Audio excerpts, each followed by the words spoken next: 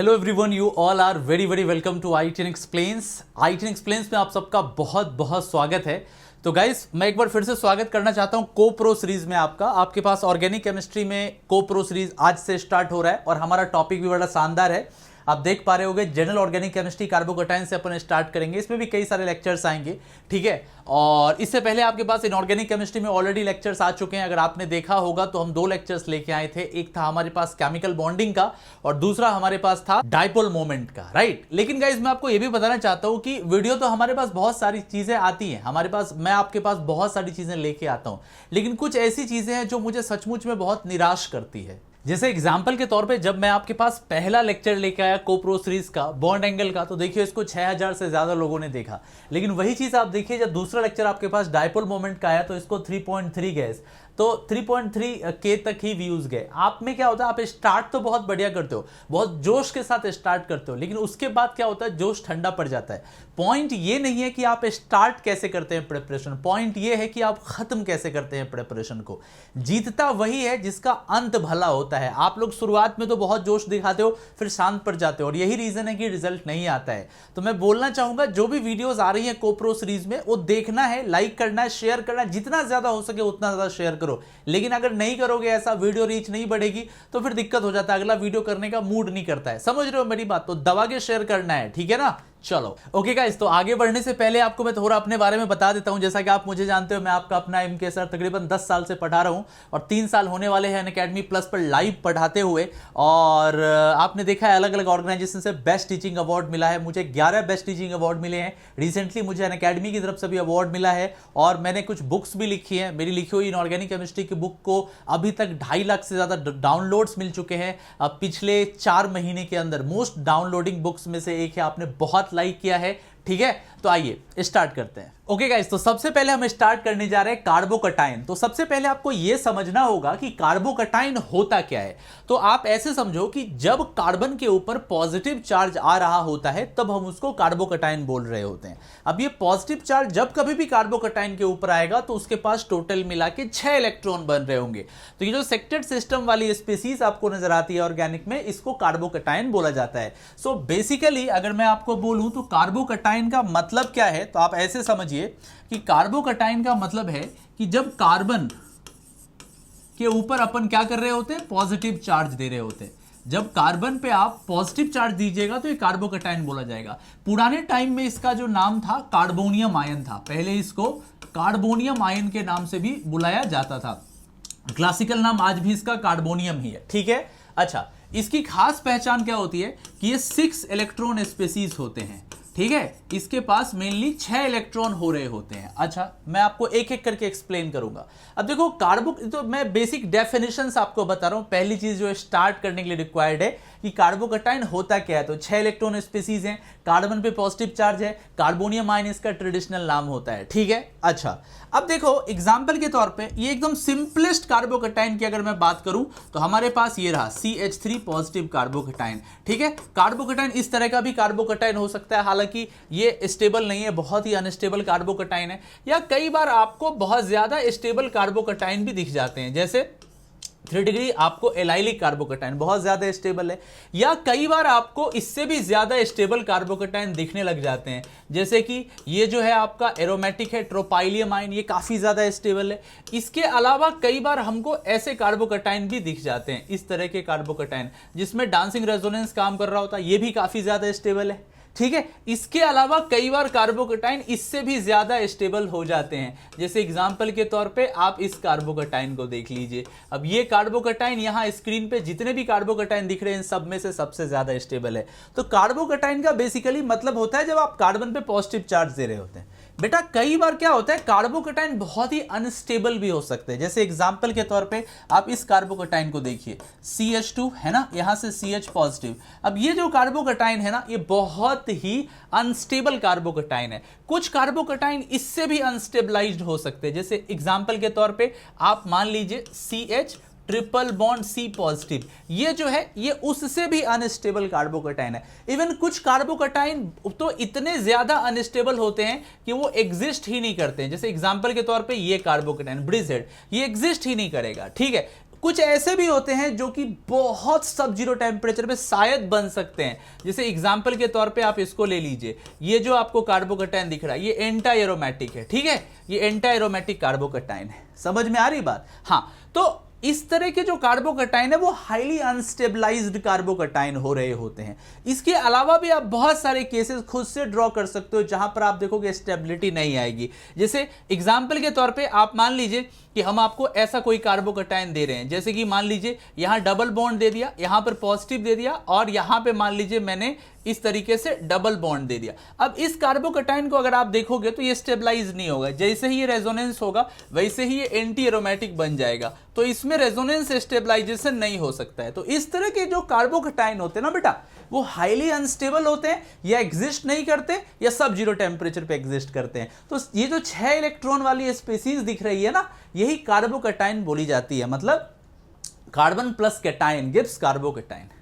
Clear है कि carbocation क्या हो गया? सबका क्लियर हो गया होगा बेसिक फंडा।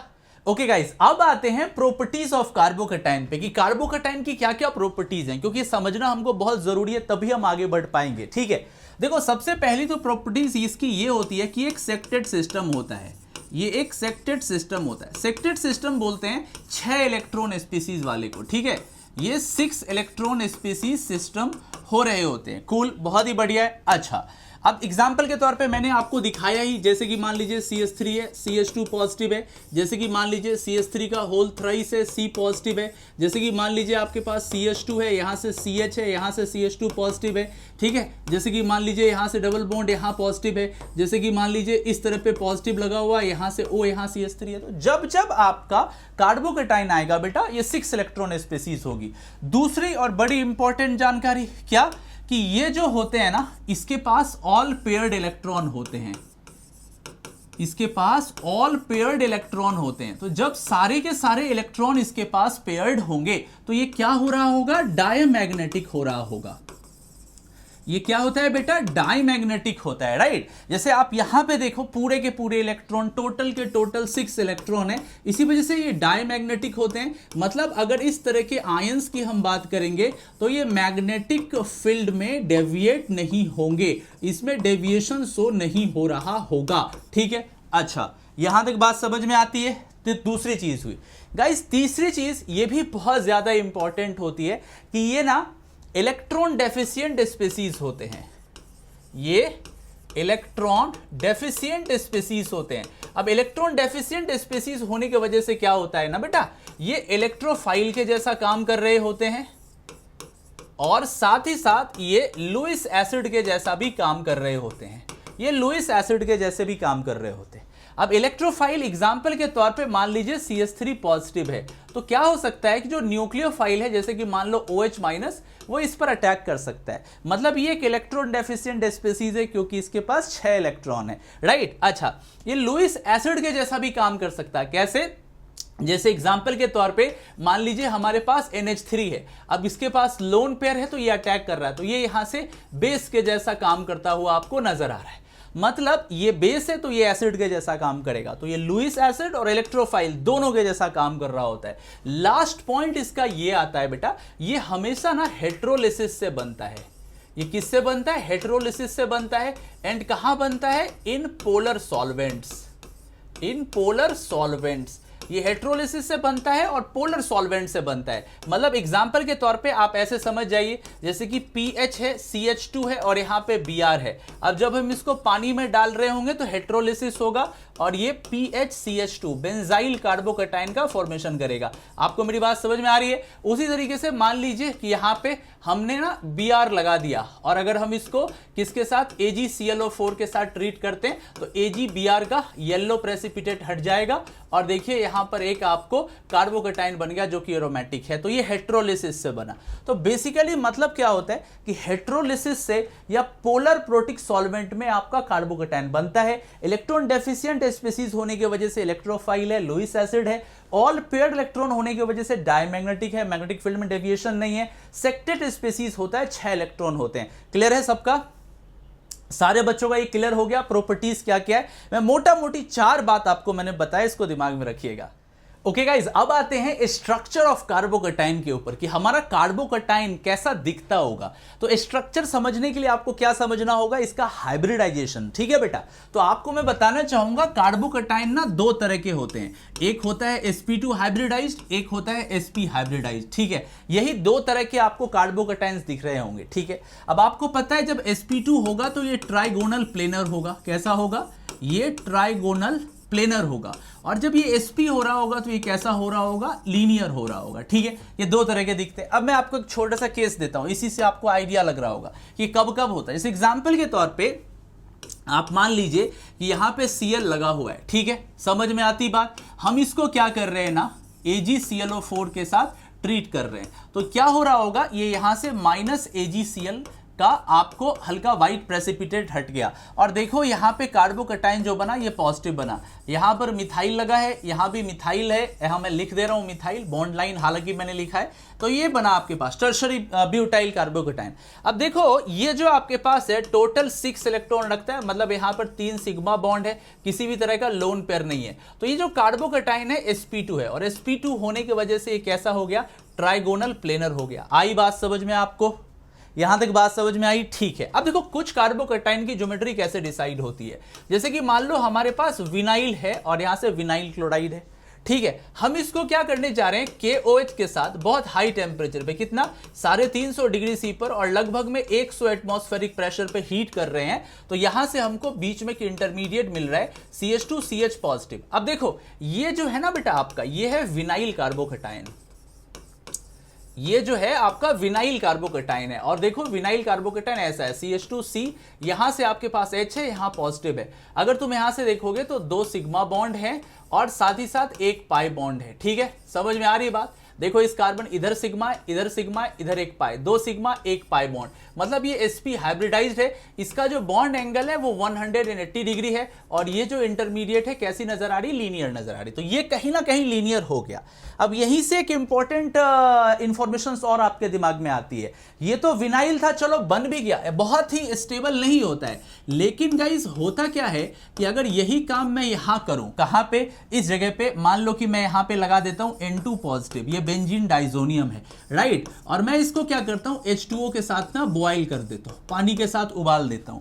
तो अब देखो गाइस क्या होगा इस कंडीशंस में, चूंकि नाइट्रोजन एक बड़ा ही कमाल का लिविंग ग्रुप है N2 पॉजिटिव, तो ये हट जाएगा। और हटने के बाद क्या हो रहा होगा, यहां पे पॉजिटिव चार्ज आएगा। अब पॉजिटिव चार्ज होने की वजह से ये कार्बन sp हाइब्रिडाइज्ड होने की कोशिश करेगा, इसी वजह से ये हाईली अनस्टेबलाइज्ड हो जाएगा। समझ में आ रही मेरी बात, ये बहुत ही ज्यादा अनस्टेबलाइज्ड हो जाएगा। तो जब कभी भी आपको रिंग पे पॉजिटिव चार्ज दिया जाता है तो अनस्टेबिलिटी ह्यूज अमाउंट इंक्रीज होती है, क्योंकि इस कार्बन को हम कभी भी sp नहीं रख सकते। अगर मैं इसको sp रखूंगा तो ये फ्लैट होने की कोशिश करेगा, खुलने की कोशिश करेगा, लीनियर होने की कोशिश करेगा, जो कि पॉसिबल है नहीं, ज्योमेट्रिकल कंस्ट्रेंट्स हैं। दैट्स व्हाई गाइस जनरली आप पॉजिटिव चार्ज इसके ऊपर पुट नहीं कर रहे होते हैं। ठीक है, आपको मेरी बात समझ में आ रही है? अच्छा, कई बार क्या होता है कि हम बता ही नहीं सकते हैं कि वो कैसा दिख रहा होगा। जैसे एग्जांपल के तौर पे अब अगर मान लो आप हाइपोथेटिकली सोचो कि हम इस तरीके का ब्रिज हेड नॉरबोर्नाइल कार्बोकटाइन ले रहे हैं। अब मान लो कि मैं इस कार्बन के हाइब्रिडाइजेशन की बात करूं, 3 सिग्मा बॉन्ड है तो sp2 होना चाहिए, लेकिन अगर sp2 ये होगा तो ये प्लेन होने की कोशिश करेगा। और बेटा आप ऐसे सोचो कि अगर ये प्लेन होगा तो क्या पॉसिबिलिटीज हो सकती है, ये नीचे की तरफ आएगी, ये वाला एंड नीचे की तरफ खींचेगा, मतलब ये ऐसे है, ये ऐसे है, ये यहां से आके लग जाएगा, देखो ऐसे, ये यहां से आके लग जाएगा। समझ रहे हो मेरी बात, समझ रहे हो, ये नीचे की तरफ आएगा। जब ये नीचे की तरफ आएगा तो ये वाला एंड जो होगा इसके साथ आके कोलाइड कर जाएगा और ये कभी भी प्लेनर नहीं हो पाएगा। इसीलिए इसको अपन बोलते हैं ब्रेड्स रूल, जिस पर मेरी वीडियो है, ब्रेड्स रूल। तो अगर आपको कोई बोले कि इसकी जो है ज्योमेट्री कैसी होगी बताओ, क्योंकि हम वही तो बात कर रहे हैं स्ट्रक्चर की। अगर आपको बोले कि बताओ नॉरबोर्नाइल कार्बोकटाइन जो है इसकी ज्योमेट्री कैसी होगी, आप बोलेगा भाई साहब एग्जिस्ट ही नहीं करता है, this is something like veg biryani. अगर आपको बोले कि भाई वेज बिरयानी, तो तुम बोलोगे भाई पहले तो वेज बिरयानी नाम की कोई चीज नहीं होती है, तो ऐसा कार्बोकटाइन होता ही नहीं है, तो हम ज्योमेट्री की बात ही नहीं कर सकते। क्योंकि कार्बोकटाइन बनाने के लिए इसको प्लेनर ले जाना होगा, प्लेनर ले जाएंगे तो ऊपर वाला एंड जो होगा वो कोलाइड करके रिंग रैप्चर हो जाएगी, जो कि इंपॉसिबल है। तो गाइज मैं रिपीट कर दूं, ज्योमेट्री जो इसकी नजर आती है, स्ट्रक्चर जो नजर आता आता, या तो ट्राइगोनल प्लेनर होता है या लीनियर होता है। लीनियर इन केसेस में तो आ जाता है, इन केसेस में नहीं आता, कुछ हाईली अनस्टेबलाइज्ड होते हैं, ठीक है। अब जैसे एग्जांपल के तौर पे इस वाले कार्बोकैटायन को ले लीजिए, है ना, देखने में तो हमको ये sp2 नजर आ रहा है, पर जनरली यहां पर रेजोनेंस ऑपरेटिव ही नहीं होती है, बिकॉज ये एक एंटी एरोमेटिक 4 पाई इलेक्ट्रॉन है। क्लियर हो गया सबका structure of carbocation. Okay guys, अब नेक्स्ट पे आते हैं स्टेबिलिटी ऑफ कार्बोकैटायन। अब ये क्या है, तो आपको पता होना चाहिए कि कार्बोकैटायन की स्टेबिलिटी किस किस पर डिपेंड करती है। आप ऐसे समझो, जैसे एग्जांपल के तौर पे हमारे पास एक कार्बोकैटायन है, ठीक है, ऐसा कार्बोकैटायन है CH3 CH CH3 और यहां पर पॉजिटिव है। अब मान लो कि मैं इसका ना हाइड्रोजन हटा देता हूं, आप थोड़ी देर के लिए कंसीडर करना, इस हाइड्रोजन को मैं हटाता हूं -H और इसकी जगह कोई ग्रुप लगा देता हूं, तो ये ऐसा दिख रहा है CH3C, यहां से लगा हुआ है एक ग्रुप और यहां है CH3 और यहां है पॉजिटिव। हमने कोई चेंजेस नहीं किए, इधर वाला पार्ट हमारे पास अभी भी सेम है, इधर वाला पार्ट हमारे पास अभी भी सेम है, हमने एक ग्रुप लगा दिया। अब ग्रुप जो होगा ये क्या कर रहा होगा, ऑब्वियस सी बात है, ये इलेक्ट्रॉन को यहां से धकेल रहा होगा, धकेलेगा। अच्छा, कैसे कैसे धकेल सकता है, हो सकता है कि ये +I है, हो सकता है +H है, हो सकता है +M है, हो सकता है +R है, हो सकता है बैक बॉन्डिंग है, हो सकता है एरोमेटिसिटी है। इतनी सारी चीजों के थ्रू ये इलेक्ट्रॉन को धकेल सकता है। आपको मेरी बात समझ में आ रही है। एरोमेटिसिटी के लिए साइक्लिक होना चाहिए तो उसको छोड़ दीजिए, बैक बॉन्डिंग तक तो पॉसिबल है, यहां तक तो पॉसिबल है जिससे ये इलेक्ट्रॉन को रिलीज करेगा। अब आप ऐसे सोचो कि प्लस की तरफ अगर तुम इलेक्ट्रॉन को रिलीज कराओगे तो ऑब्वियस सी बात है चार्ज कम होगा, और चार्ज जब घटेगा तो ऑब्वियस सी बात है स्टेबिलिटी आ जाएगी, क्योंकि चार्ज और स्टेबिलिटी एक दूसरे की इनवर्सली प्रोपोर्शनल होती है। जितना कम चार्ज उतनी ज्यादा स्टेबिलिटी, जितना ज्यादा चार्ज उतनी कम स्टेबिलिटी, राइट। ठीक है, तो अब हम क्या क्या इससे निकाल सकते हैं नतीजे, कि जो अगर G हमारे पास है, ये अगर इलेक्ट्रॉन रिलीजिंग ग्रुप या इलेक्ट्रॉन डोनेटिंग ग्रुप होगा तो कार्बोकैटायन की स्टेबिलिटी बढ़ जाएगी, तो कार्बोकैटायन की जो स्टेबिलिटी होगी ना वो बढ़ जाएगी, ठीक है, समझो। और अगर G की जगह कोई इलेक्ट्रॉन विड्रॉइंग ग्रुप हो रहा होगा, खींचने वाला ग्रुप हो रहा होगा, तो कार्बोकैटायन की स्टेबिलिटी घट जाएगी, कार्बोकैटायन की जो स्टेबिलिटी होगी वो ऑटोमेटिकली डिक्रीज हो जाएगी। ये दो चीजें आपके दिमाग में आनी चाहिए, ठीक है, समझ में आ रही है बात। हाँ जी। अब जैसे एग्जांपल के तौर पे मैं आपको थोड़ी देर के लिए बताता हूं। अब आप सोचो, मैं आपको एक दे रहा हूं टर्शरी ब्यूटाइल और एक और कार्बोकैटायन आपको दे रहा हूं।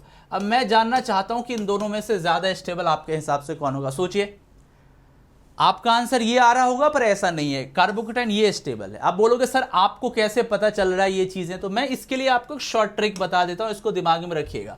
शॉर्ट ट्रिक ये है, बी बी क्यू आ रही, ठीक है, back bonding, quasi aromatic, aromatic resonance या मेसोमेरिक, हाइपर कंजुगेशन, इंडक्टिव। सबसे ज्यादा प्रायोरिटी जो आपको देनी है वो बैक बॉन्डिंग को देनी है, क्योंकि बैक बॉन्डिंग जो है वो ऑक्टेट कंप्लीट कर देता है। इसके बाद आपको प्रायोरिटी देनी है क्वासी एरोमेटिक को, क्वासी एरोमेटिक को। इसके बाद प्रायोरिटी देनी है एरोमेटिक को, इसके बाद प्रायोरिटी देनी है रेजोनेंस को, इसके बाद प्रायोरिटी देनी है हाइपर को, और सबसे लास्ट में प्रायोरिटी देनी है इंडक्टिव को, ठीक है। हमें ना इसके पीछे बहुत बड़ा रीजन है, मतलब 1.5-2 घंटा तो खाली इसके पीछे ही जा सकता है, ये कैसे आ रहा है आप दिमाग में रखिएगा, दैट्स ऑल। अब देखिए यहां पे 3 3 6 3 9 अल्फा हाइड्रोजन यहां नजर आ रहे हैं। यहां से देखिए 2 4 6 अल्फा हाइड्रोजन नजर आ रहे हैं। आप बोलोगे इंडक्टिव तो ज्यादा है, अभी जस्ट मैंने बोला कि हाइपर कंजुगेशन की प्रायोरिटी जो होती है वो इंडक्टिव से ज्यादा होती है, इसीलिए हाइपर को हमने प्रायोरिटी ज्यादा दिया। आई बात समझ में?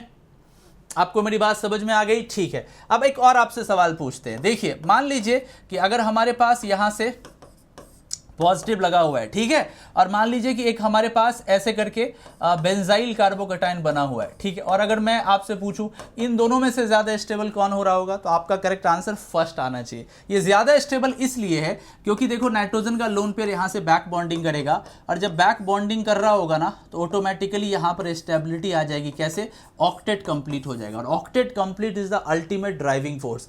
ये कितने भी कोशिश कर ले, रेजोनेंस लगा ले, कुछ भी लगा ले, पर कभी भी इसका ऑक्टेट कंप्लीट नहीं होगा, डेफिशिएंसी ऑलवेज रही जाएगी। इसीलिए ये हमारा मच स्टेबल हो जाएगा।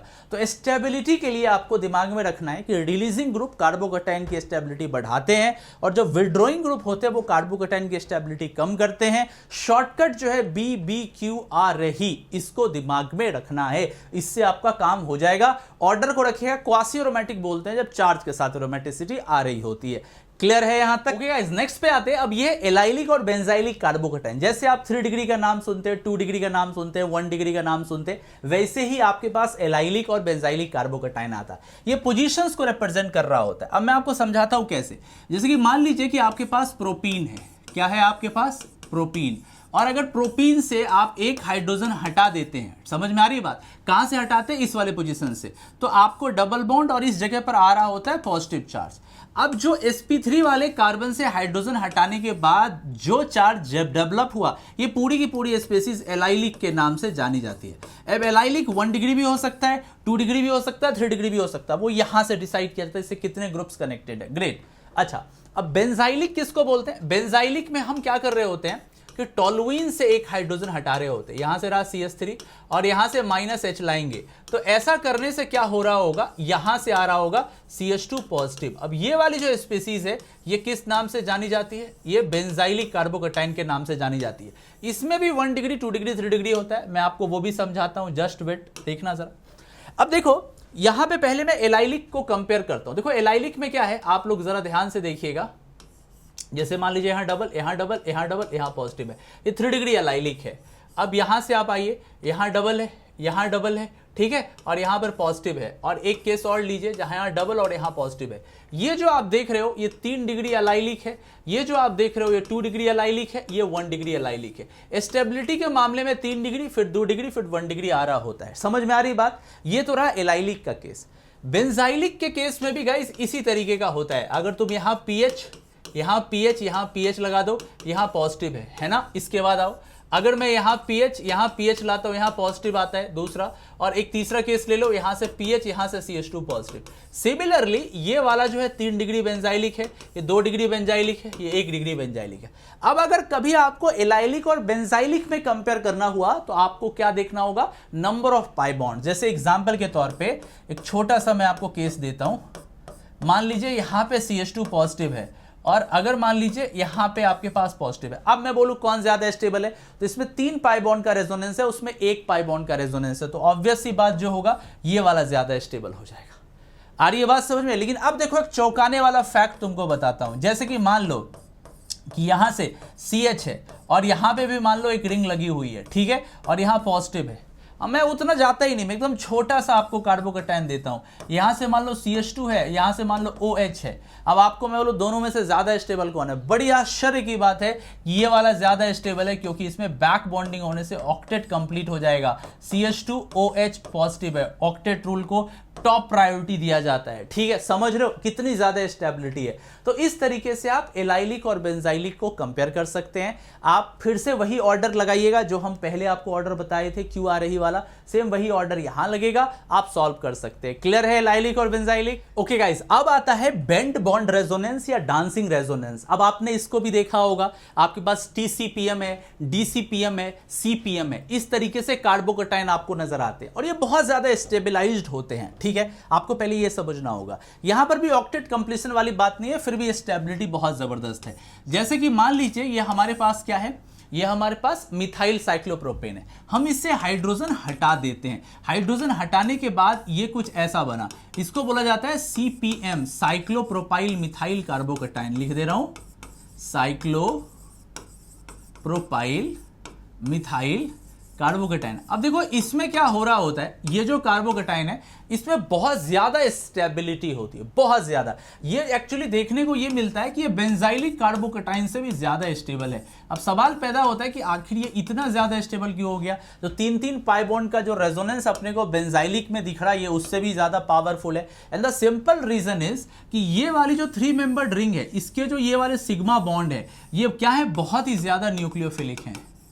ये जो है ये हाईली न्यूक्लियोफिलिक हैं, ये बहुत ही ज्यादा न्यूक्लियोफिलिक हैं। अब हाईली न्यूक्लियोफिलिक होने की वजह से लगभग में 83% तक इसमें न्यूक्लियोफिलिक कैरेक्टर है, पी कैरेक्टर है। तो ये क्या करता है, अपने 2 इलेक्ट्रॉन्स को इसके वेकेंट ऑर्बिटल में खींच लेता है और ऐसा करने से ये कुछ ऐसा नजर आता है, यहां पर पॉजिटिव, या ये ऐसा हो सकता है, यहां पर पॉजिटिव। अब ये जो चीज आपको दिख रही है इसी को डांसिंग रेजोनेंस बोलते हैं। आपको लग रहा है ना दोनों टांग इसके थिरक रहे हैं लेफ्ट राइट, तो डांसिंग रेजोनेंस के जैसा है ये। ऐसा मैंने इस पे डिटेल में वीडियो बनाई है, मैंने इस पे एक घंटे की वीडियो सिर्फ इसी के ऊपर 1 घंटा पढ़ाया है। मैंने आपको बताया है कि अगर पॉजिटिव चार्ज के ऊपर नेगेटिव के थपेड़े बार बार मारोगे तो क्या होगा। ऑब्वियस सी बात है, पॉजिटिव चार्ज को लगेगा कि मैं लगभग में खत्म ही हो गया। वही हो रहा है, पॉजिटिव पे बार बार नेगेटिव के थपेड़े पड़ रहे दाएं बाएं, और पॉजिटिव बहुत ही ज्यादा न्यूट्रलाइज होने की कोशिश कर रहा होता है, कम होने की कोशिश कर रहा होता है। एक्चुअली में आपको पता है law of conservation of charge से चार्ज कभी कम नहीं होता, ये अपना सरफेस एरिया बढ़ा लेता है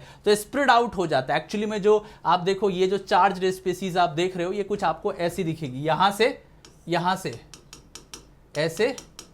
ऐसे है ना, समझ रहे हो, इस जगह से घूमते हुए आ रहा है। तो हो क्या रहा है कि यहां पे आ रहा है डेल पॉजिटिव, यहां पे आ रहा है डेल पॉजिटिव, यहां पे आ रहा है डेल पॉजिटिव। तो इसने सरफेस एरिया को इसने बढ़ा लिया, इससे खुद को स्टेबिलिटी गेन कर पाया। अब जितना ज्यादा डांसिंग रेजोनेंस होगा ये उतना ज्यादा स्टेबल होगा। मतलब आप सोच रहे हो, बिल्कुल सही सोच रहे हो क्या, कि अगर मान लो कि हम 3 लगा दें, जैसे कि मान लो यहां से हम लगा दें, इसको बोलते हैं ट्राईसाइक्लोप्रोपाइल मिथाइल कार्बोकेटाइन, शॉर्ट में बोला जाता है TCPM। अब इधर आइएगा, अब इसको देखिए, ये हमारे पास बोला जाता है डाईसाइक्लोप्रोपाइल कार्बोकेटाइन, शॉर्ट में बोलते हैं इसको DCPM। आगे आइए, अब हम और बात कर लेते हैं। इसके बाद आता है साइक्लोप्रोपाइल मिथाइल कार्बोकेटाइन, इसको बोल रहे होते हैं CPM। तो अब देखो इसमें क्या हो रहा है, यहां पर पॉजिटिव चार्ज देंगे तो 3 तरफ से थपेड़े पड़ेंगे, समझ रहे हो, इधर से भी हो सकता है, इधर से भी, इधर से भी, इधर से भी, इधर से, यहां से, है ना, यहां से। तो जितना ज्यादा डांसिंग रेजोनेंस होगा स्टेबिलिटी उतनी ज्यादा आएगी। तो TCPM, DCPM, CPM, इसके बाद कहीं जाके बेंजाइलिक वगैरह कार्बोकेटाइन ये सब आता है, ठीक है। इसके बाद में जाके वो एलाइलिक वगैरह आता है, सब काफी पीछे है, ये काफी आगे है। तो बेंड बॉन्ड या डांसिंग रेजोनेंस की वजह से भी बेटा बहुत ज्यादा स्टेबिलिटी आ रही होती है।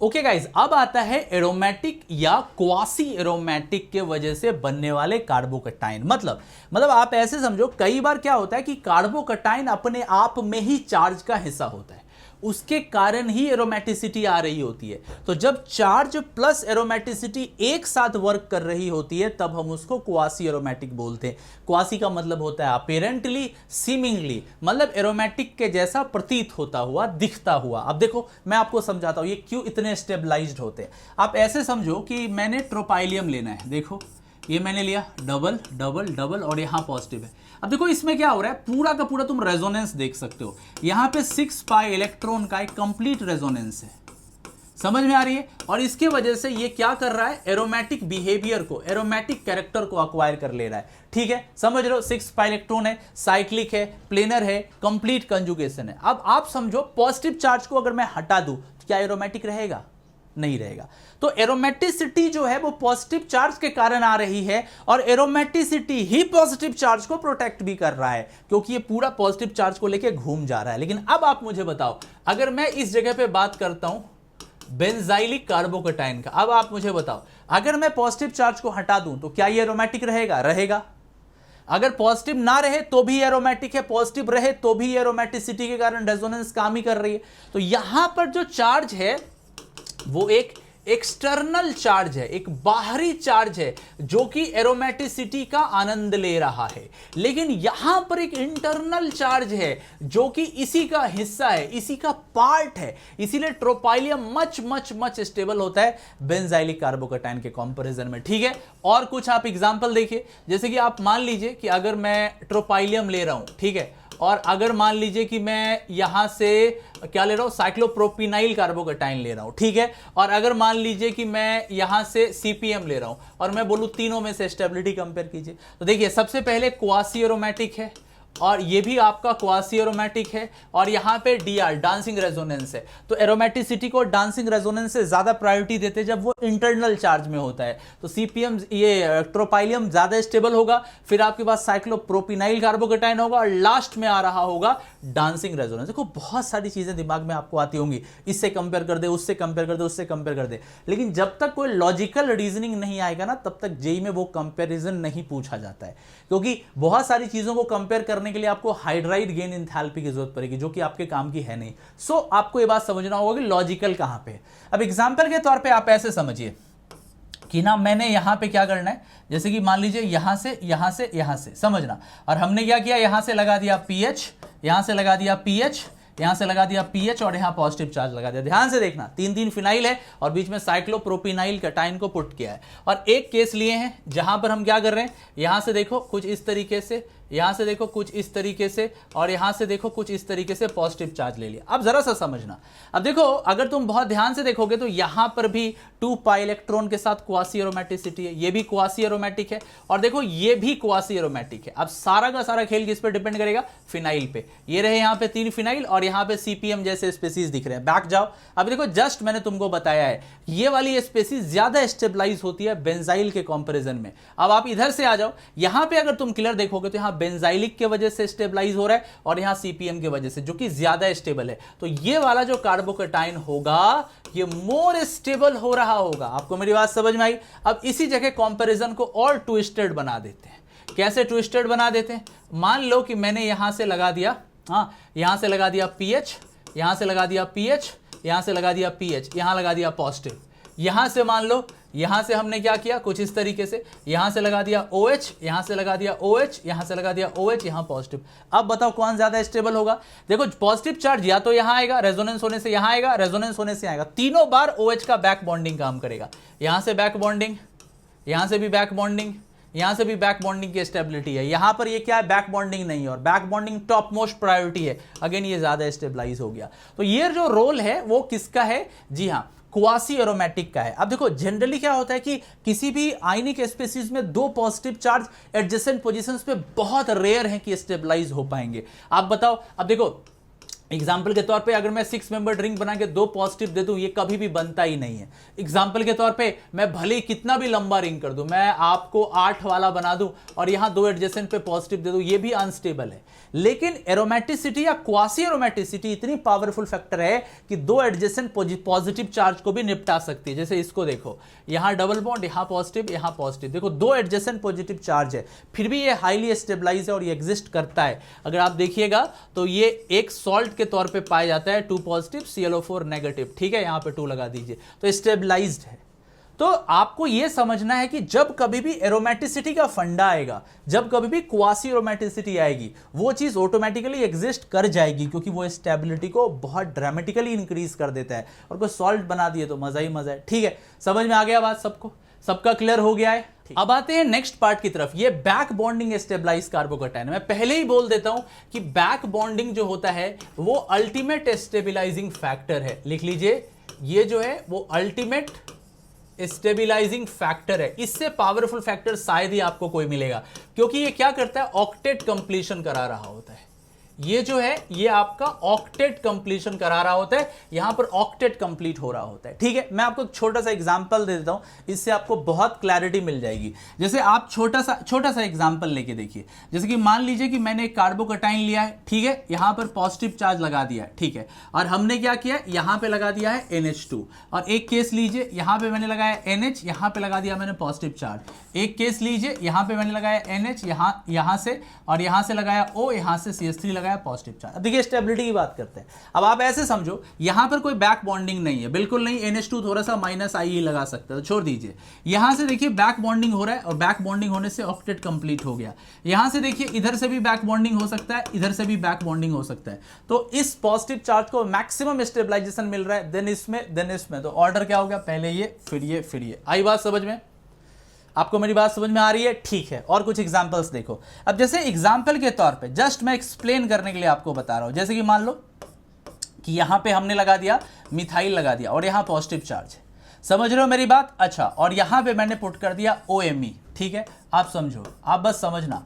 और यहां पे मैंने इस तरीके से, और यहां पर भी लगा दिया मिथाइल, और यहां पर पुट किया पॉजिटिव चार्ज, और किसी एक जगह पे मैंने पुट कर दिया फिनाइल। अब आपको लग रहा होगा अच्छा फिनाइल है, ज्यादा पाई बॉन्ड आ गया, ज्यादा रेजोनेंस आ गया, ज्यादा स्टेबिलिटी। गलत। अब देखो जब पॉजिटिव चार्ज रेजोनेंस कर रहा होगा तो OMe क्या कर सकता है, ये यहां से +M या बैक बॉन्डिंग लगा सकता है, जिससे अगेन जबरदस्त अमाउंट ऑफ स्टेबिलिटी आ सकती है। फिर से हम क्या करेंगे, इसको प्रायोरिटी दे रहे होंगे। कई बार आपको बुक्स में एक्सप्लेनेशन ये भी मिल सकता है, जो कि करेक्ट ही है, कि OMe का +M जो है फिनाइल से ज्यादा इसीलिए स्टेबलाइज है। आप ये भी रीजन दे सकते हो। समझ में आ रही बात? अच्छा, कई बार क्या होता है, हमको ऐसे स्पेसीज भी दिख रहे होते, तो कंफ्यूज नहीं होना है, रुको मैं समझाता हूं कैसे। मान लो कि यहां पर पॉजिटिव चार्ज है और इस जगह पे मान लो NH है और यहां CH3 है, और मान लो यहां पर पॉजिटिव चार्ज है और यहां पे आपके पास OCH3 है। अब सोचो जरा सा सोचो, दोनों स्पेसीज है। अब अपने को क्या करना है, इसमें स्टेबिलिटी कंपेयर करना है। कैसे करेंगे? इसमें भी बैक बॉन्डिंग आ रहा है, इसमें भी बैक बॉन्डिंग आ रहा है, लेकिन आप ऐसे सोचो, जब बैक बॉन्डिंग होगी तो नाइट्रोजन पे पॉजिटिव चार्ज जनरेट होगा, और जब O की बैक बॉन्डिंग होगी तो O पे पॉजिटिव चार्ज जनरेट होगा। अब नाइट्रोजन पे पॉजिटिव चार्ज ज्यादा होल्ड कर सकता है क्योंकि नाइट्रोजन की इलेक्ट्रोनेगेटिविटी ऑक्सीजन से कम है, तो स्टेबिलिटी के मामले में ये ज्यादा स्टेबल हो गया। तो अगर कभी बैक बॉन्डिंग में कंपेयर करना है तो इलेक्ट्रोनेगेटिविटी फैक्टर को भी आप लोग इंक्लूड करेंगे। क्लियर है सबका? ओके गाइस, अब क्वेश्चन की तरफ आते हैं, फटाफट देखते हैं कुछ सवाल को, क्योंकि आपको पता है कि जब तक सवाल नहीं देखेंगे तब तक अपना कॉन्फिडेंस बिल्डअप नहीं हो रहा होगा। हमने जो पढ़ा उसको इंप्लीमेंट करके देखना है काम करता है कि नहीं। और अभी आप सवाल बनाइएगा मेरे साथ और बताइएगा आपके कितने सही हुए, और आपको जो थ्योरी पढ़ाएगी वो इसके साथ सिंक्रोनाइज हुई या नहीं हुई। सबसे पहला है कि correct order of stability carbocation का बनाना। आप बताइएगा, यहां पे नाइट्रोजन का लोन पेयर है, ये यहां तुरंत ही बैक बॉन्डिंग कर लेगा। क्या करेगा? यहां तुरंत ही बैक बॉन्डिंग कर लेगा, और जब बैक बॉन्डिंग हो रही होगी तो इसका ऑक्टेट कंप्लीट हो जाएगा, इसका ऑक्टेट कंप्लीट हो जाएगा। और जस्ट मैंने बोला बैक बॉन्डिंग जो है वो मैक्सिमम स्टेबलाइजेशन फैक्टर है, सबसे ज्यादा स्टेबलाइज करता है। अब रही बात 1 और 3 में, यहां से बैक बॉन्डिंग नहीं होगी पर ऑक्सीजन उल्टा -I ही लगा रहा है, जो कि उसके कंपैरिजन में कमजोर है। अगर आप देखिएगा तो यहां पे 5 अल्फा हाइड्रोजन और इंडक्टिव भी ज्यादा है, यहां पे -I लग के पूरा मामला ही खराब हो गया। तो सबसे पहले ऑर्डर हमारे पास आ जाएगा 2 के बाद आ जाएगा 1 के बाद आ जाएगा 3। तो करेक्ट आंसर हो जाएगा 2 1 3। ऐसा कौन सा ऑर्डर है देख लीजिएगा, 2 1 3। 2 में बैक बॉन्डिंग है, 1 में कुछ भी नहीं है, 3 में ऑक्सीजन का -I काम कर रहा है, जो कि अच्छा नहीं है। क्लियर है? ओके गाइस, नेक्स्ट पे आते हैं। बोलेगा which of the following order is correct for the stability of the carbocation. Just अभी मैंने आपको एक्सप्लेन किया है, आप इसको खुद से बनाइए। सोचिए, सोच लिया? अब देखो ये TCPM है, अभी मैंने जस्ट आपको बताया। और TCPM में क्या होता है, ऑब्वियस सी बात है, यहां से डांसिंग रेजोनेंस है, बेंड बॉन्ड यहां से भी, यहां से भी, यहां से भी, यहां से भी, बहुत जबरदस्त है, मैक्सिमम स्टेबल होगा। ये जो आप देख रहे हो ना, मैक्सिमम स्टेबल हो रहा होगा। यहां से आओ, यहां इधर से यहां पर भी स्टेबल होगा, पर उतना ज्यादा स्टेबल नहीं होगा जितना सोचना चाहिए। यहां से आओ, ये तो ऑर्डिनरी सा केस है, यहां पर एक 3 डिग्री है, हल्का सा +I वगैरह लग रहा है, एक अल्फा हाइड्रोजन है, इसकी वजह से हाइपर लग रहा है। मैक्सिमम स्टेबिलिटी कहां आई? 1 में, फिर 2 में, फिर 3 में। 1 2 3 is the correct answer. I hope clear हो गया होगा।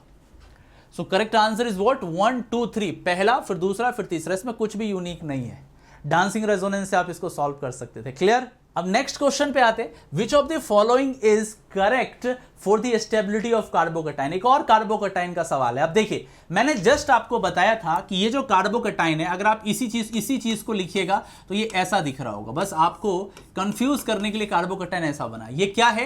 ये ब्रिज हेड कार्बन है, और मैंने बताया ब्रिज हेड कार्बन पे पॉजिटिव चार्ज नहीं दे सकते।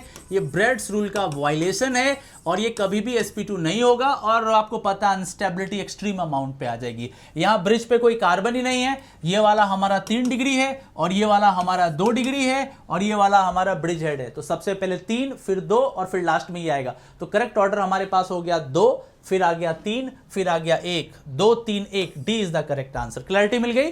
तो ये एक बड़ा क्लासिकल सा क्वेश्चन था जिसको ब्रिज हेड से उठाया गया था। आप कंफ्यूज हो सकते हो अगर आपको ब्रेड्स रूल या ब्रिज हेड वाला कॉन्सेप्ट नहीं पता है तो। ठीक है? ओके गाइस, अब ये जो क्वेश्चन है ये बेस्ट ऑफ बेस्ट क्वेश्चन है आज का। बोला गया which of the following statement is not correct about carbocations. Carbocations के बारे में कौन सा स्टेटमेंट करेक्ट नहीं है? पहली बात है, a less stable carbocation can rearrange itself into a more stable carbocation if structure permits। बिल्कुल करेक्ट बात है।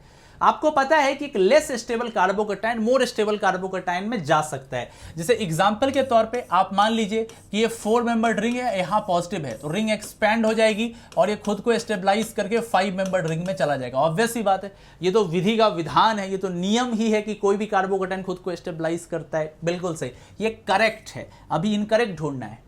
In rearrangement, an atom or group migrate from the adjacent carbon to positive center। बिल्कुल सही बात है। जैसे एग्जाम्पल के तौर पे आप ऐसे समझिए, सोच के देखिए, अगर मान लीजिए यहाँ पे CH3 है, यहाँ पे मान लीजिए NH है, हाँ यहां से मान लीजिए CH2 है और यहां से मान लीजिए CH है और यहां से मान लीजिए CH3 और यहां पॉजिटिव चार्ज है।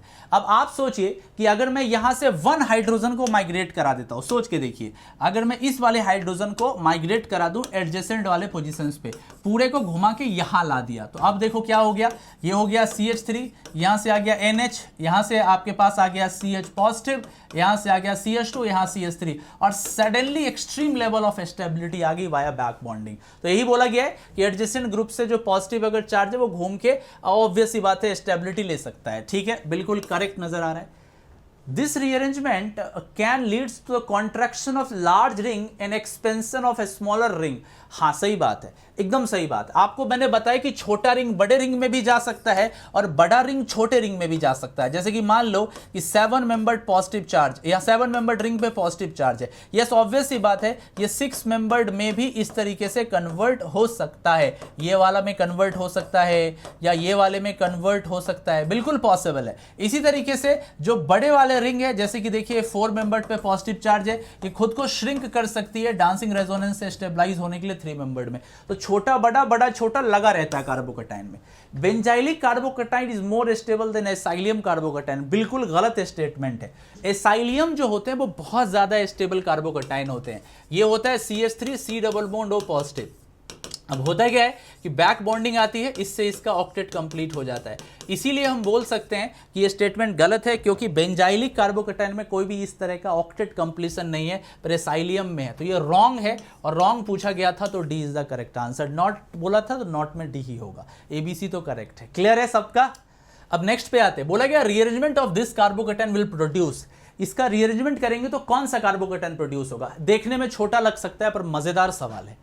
हमको क्या लगता है कि स्टेबिलिटी बढ़ानी है, पर हर बार ऐसा नहीं होता। अब देखो यहां पॉजिटिव है और यहां पे ये है A, ये है B, ये है C। अब तीनों रिंग में से कौन जंप करेगा? जो ज्यादा जिम्मेदार होगा, जो ज्यादा कैपेबल होगा, जो ज्यादा सक्षम होगा, वो कौन है? OMe। क्योंकि OMe प्लस M लगाएगा, इससे इस रिंग की जो न्यूक्लियोफिलिसिटी है वो बढ़ जाएगी। बस यहीं पे आप गलती कर देते।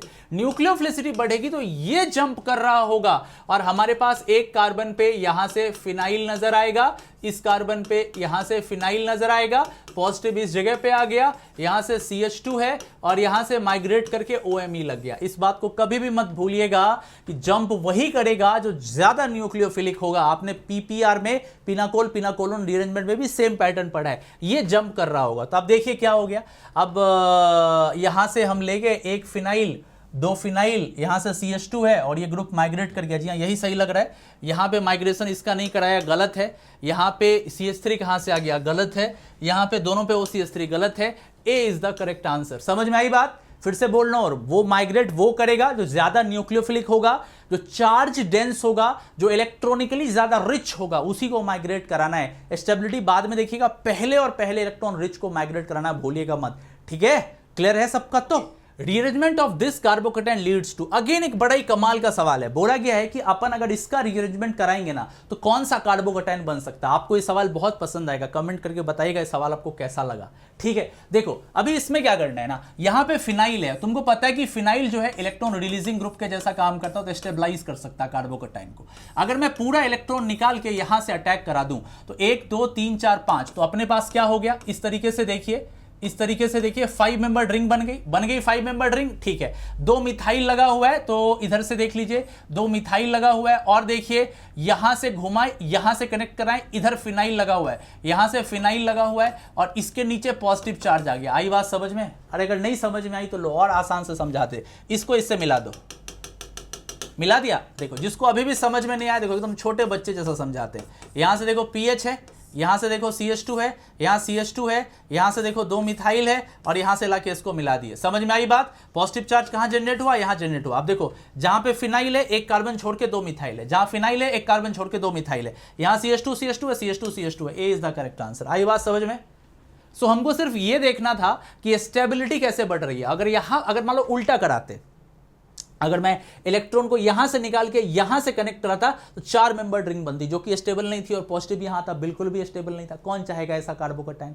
स्टेबिलिटी तो गेन हुई ही नहीं, तो स्टेबिलिटी यहां गेन हो रही है। यहां 4 है जो कि गलत है, यहां पर मिथाइल को हटा दिया गया, अलग अलग पोजीशंस पे गलत है, यहां पर भी पोजीशनिंग गलत लग रही है, एक कार्बन को छोड़ के 2 मिथाइल था, यहां एडजेसेंट पे, सो गलत। A is the correct answer.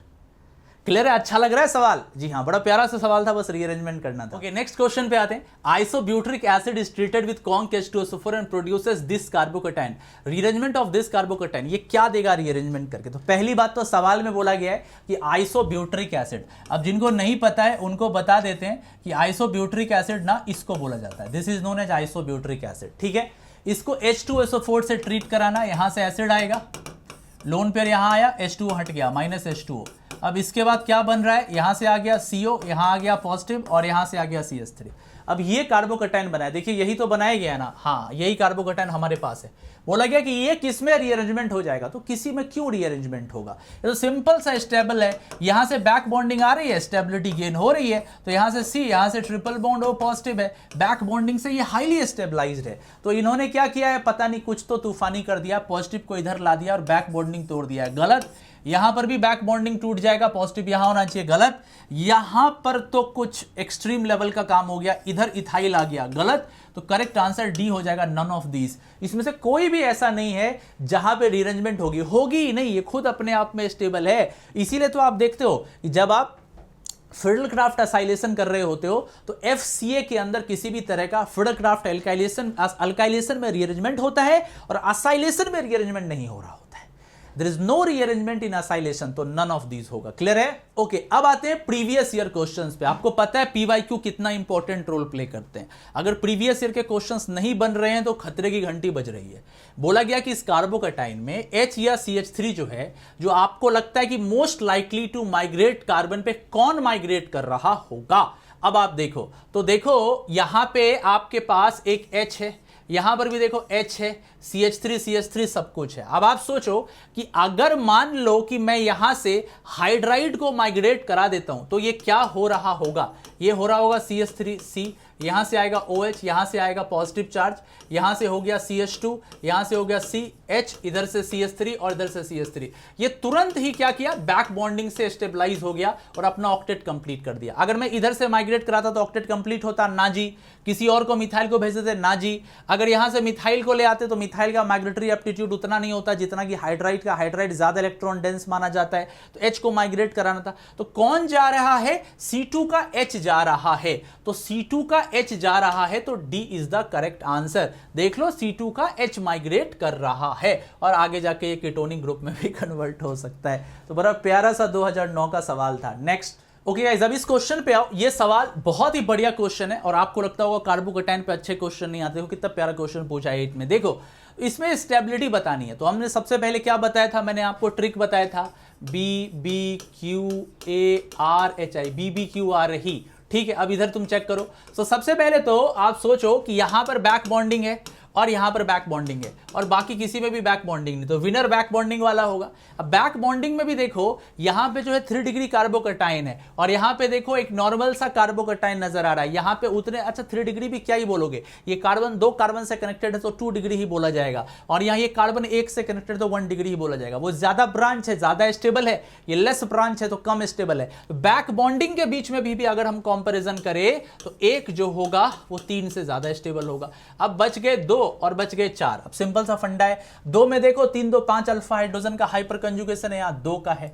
अब देखो यहां पे 3 2 5 अल्फा हाइड्रोजन का प्लस H काम कर रहा है और यहां 2 अल्फा हाइड्रोजन का, और साथ ही साथ वहां ब्रांच ज्यादा है तो इंडक्टिव भी ज्यादा है, तो इसके बाद आ जाएगा 2 और सबसे लास्ट में आ जाएगा 4। आप सोच रहे होगे कि रीअरेंजमेंट वगैरह करा लेंगे। बेटा, कार्बोकैटायन की स्टेबिलिटी जब भी चेक करते हैं ना तो इनिशियल या ओरिजिनल कार्बोकैटायन से चेक करते हैं, रीअरेंज से चेक कभी भी नहीं होती है। तो करेक्ट आंसर क्या हो गया? 1 3 2 4, 1 3 2 4, D is the correct answer. 1 3 2 4, 1 में ज्यादा ब्रांच है और बैक बॉन्डिंग है, 3 में ब्रांच कम है पर बैक बॉन्डिंग है, 2 में ब्रांच ज्यादा, हाइपर कंजुगेशन ज्यादा है, और 4 में कुछ भी नहीं है। ठीक है, क्लियर है? अब नेक्स्ट क्वेश्चन पे आते हैं। बोला गया the order of stability of the following carbocations. ये भी बहुत अच्छा सा सवाल है 13 का। सबसे ज्यादा स्टेबल कौन होगा? आप क्लियर देख रहे हो इस सवाल में, कीज के हिसाब से भी अगर हम चलें तो यहां पे 3 पाई बॉन्ड का रेजोनेंस काम कर रहा है। और यहां पे एक पाई बॉन्ड का रेजोनेंस काम कर रहा है। जितना ज्यादा रेजोनेंस है, generally similar kind of resonance के लिए लाइन वैलिड है, जितना ज्यादा रेजोनेंस है उतनी ज्यादा स्टेबिलिटी है। ऑब्वियस ही बात है, बेंजाइलिक सबसे पहले आएगा, इसके बाद एलाइलिक आएगा, और ये तो नॉर्मल सा प्रोपाइल कार्बोकैटायन है, वो भी 1 डिग्री, तो क्या ही हो जाएगा। तो सबसे पहले आएगा बेंजाइलिक, इसके बाद आएगा अलाइलिक। तो हम सबसे पहले ले रहे होंगे 3, इसके बाद ले रहे होंगे 1, इसके बाद ले रहे होंगे 2, तो करेक्ट आंसर हो जाएगा 3 1 2। Again D is the correct answer. Okay guys, अब अभी तक का सबसे इंपॉर्टेंट इंफॉर्मेशन आपको मैं बता दूं। ये कितना इंपॉर्टेंट है ये उनसे पूछो जो प्लस पे पढ़ते हैं, उनको नहीं पता जो प्लस पे नहीं पढ़ते हैं।